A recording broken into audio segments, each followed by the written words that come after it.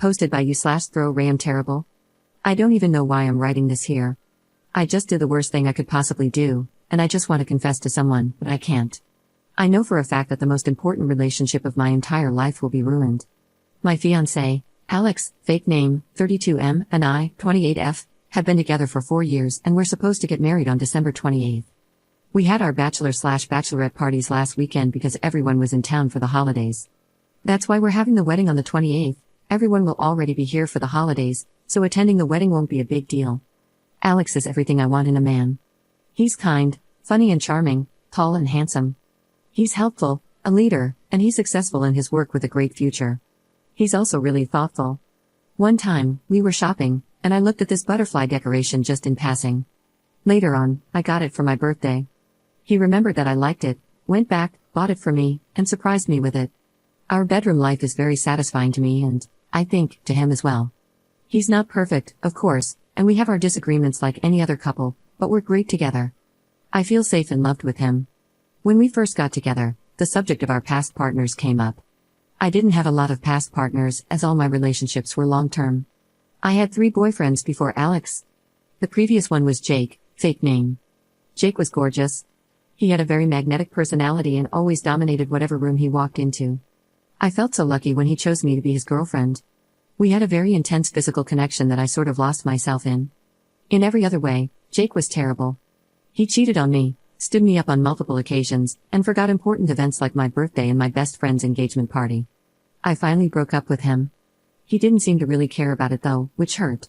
He just ghosted me when I said I had enough. The reason I mention this is because I told Alex about Jake. At first, he didn't connect the dots, but when I described Jake, he asked me if it was Jake's last name. I said, "How do you know?" And he told me that Jake had stolen his girlfriend from high school when they were all freshmen in college. It really hurt Alex, as he thought he would marry this girl. Jake later dumped her, and she tried to get back with Alex, but Alex rejected her, telling me that she was disgusting. Alex was quiet around me for a few days after that, but he came around, thankfully. During my bachelorette party last weekend, one of my bridesmaids, Claire, fake name, invited a bunch of our old friend group to the Airbnb we were renting as a surprise. I thought they had all moved away, but they showed up, and yes, you guessed it, Jake was there too. I was pretty drunk, but I can't say I didn't know what I was doing. Jake was still really good looking, and he talked only to me that night. He only flirted with me and no one else. He was charming, my inhibitions were down, and we eventually went to a bedroom and hooked up. The next morning, I was mortified. I told Jake that it meant nothing and that he needed to leave and not contact me again. Jake told me that he had changed and was serious about me. I told him to go and to please just shut up and leave. He seemed sad, but he left. I made him swear to forget about it all, and he did swear. I told Claire to keep quiet about it and not tell anyone about Jake. She was the only one who really knew about our past relationship, as she was part of the friend group. She agreed and said it was no big deal, just one last fling before marriage. I think she was the only one who saw us go back to the bedroom, but I can't be sure. All I know is that Jake and I were the least drunk people there, and we were still pretty drunk. Meanwhile, it's been eating at me constantly. I can't sleep or eat. I'm afraid my wedding dress will be too big for me because I have this fear in the pit of my stomach, and I throw up whenever I think about Jake and what I did, which is all the time. I have to confess to someone, so I think a bunch of internet strangers is the easiest way to do it. I know I'm terrible, and I know I screwed this up. I can't lose Alex. Why didn't I think of him when I was there last Saturday? Why didn't I consider Alex? I'm such a effing idiot. He's the best thing that ever happened to me, and Jake is the worst. Alex has started to notice my changed attitude. I lied to him and told him that I think I'm coming down with the flu and that he should stay away for a few days. Meanwhile, I'm crying my eyes out in bed, and Alex is being his usual great self, bringing me homemade chicken noodle soup his mom made. I can't tell him, but I can't stand this. Does it go away over time? I wish this was just a nightmare. Update 5 days later. Alex found out, and he's done with me. I wanted to update everyone who read my original post, even though it's humiliating and painful. The truth is out, Alex knows, and the consequences have been worse than I could have imagined. I have no one to blame but myself. Thursday evening, Alex didn't come home after work. I thought maybe he was staying late, but around 9 p.m., I got a text from him. It was a photo of me and Jake kissing at my bachelorette party. No words, just the photo. I panicked and immediately texted Claire, asking if she had told Alex. She replied that he deserved to know the truth. I don't think she did it to be malicious, maybe she was feeling guilty herself, but at that moment, I was freaking out. I started spamming Alex's phone with calls and texts, begging him to talk to me. He left me on read. Then I logged onto social media and saw that Alex had posted that our wedding was cancelled because the woman I thought I was marrying turned out to be someone I didn't know. People started calling and messaging me, asking what was going on. I didn't know what to say. I panicked and lied, telling them we had a huge argument but we're working it out. Meanwhile, Alex was replying to comments under his post, saying things like, "She knows what she did," and, "There's nothing left to say." Friday night, Jake showed up at my apartment. He said he was sorry, claimed he didn't know Alex was my fiancé, and tried to explain himself. I told him it didn't matter. What we did ruined the best thing in my life, and I wanted Jake gone. I told him to leave and not come back. He tried to linger, saying something about how we could figure this out, but I slammed the door on him. He makes my skin crawl. Then, on Saturday morning, the hammer dropped. Alex's older brother, Mark, showed up with two of Alex's groomsmen.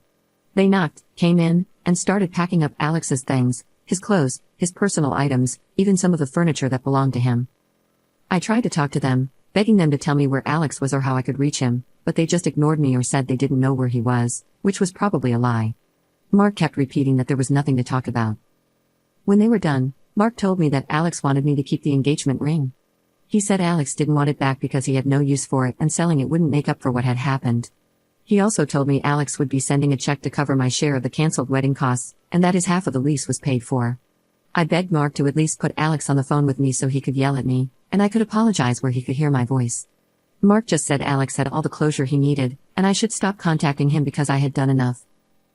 Mark used to be so kind to me, like a big brother.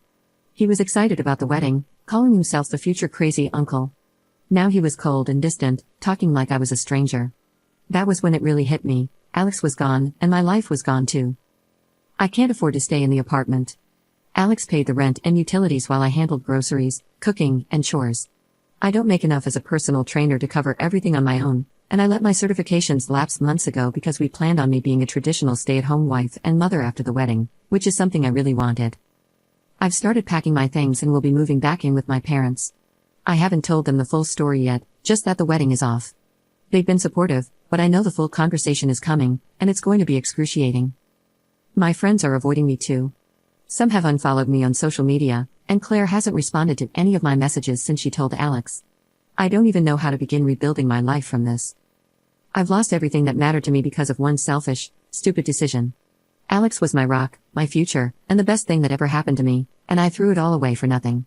I betrayed him in the worst way possible, and I'll have to live with that for the rest of my life. He won't even talk to me. It's driving me crazy that I can't at least apologize to him in person. To Michael, real name, I know you'll never see this, I'm sorry. I know my apology means nothing, but I'll regret what I did for the rest of my life. You deserved so much better, and I failed you in every way that mattered.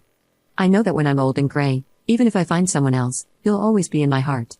I love you to the moon and back, and I don't think I'll ever be able to love someone else the way I love you. There will always be a part of me that's yours. Now I have to figure out how to pick up the pieces. My life as I knew it is gone, and I have no one to blame but myself. Commenter.